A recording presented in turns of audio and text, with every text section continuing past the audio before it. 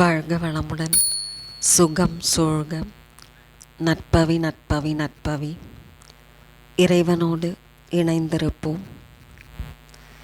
64 சிவ வடிவங்களில் ஒருவராக காட்சியளிப்பவரே தட்சிணாமூர்த்தி. ஞானத்தின் பொருளாக இருக்கும் இவரை நாம் வழிபாடு செய்வதன் மூலம் நல்ல அறிவும் தெளிவும் ஞானமும் பெற்று பெருவாழ்வு வாழலாம். தென்திசை நோக்கி அமர்ந்திருக்கும் இவரை குரு பகவான் என்றும் நாம் அழைப்பதுண்டு. சிவகுருவான இவரை ஒருவர் வழிபடுவதன் மூலம் ஏராளமான பலங்களையும் புண்ணியங்களையும் பெற்று வாழ்வில் சிறந்த நிலையை அடைய முடியும்.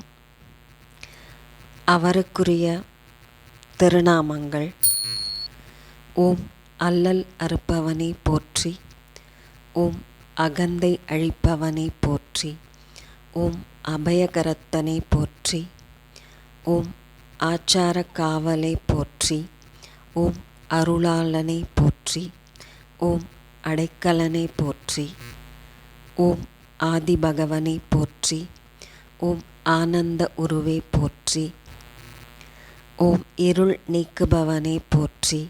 ஓம் ஓங்கார நாதமே போற்றி. ஓம் கைலை நாதனே போற்றி. ஓம் கங்காதரனே போற்றி. ஓம் கலையரசே போற்றி. ஓம் கருணை கடலை போற்றி. ஓம் குணநிதியே போற்றி. ஓம் குருபரனே போற்றி.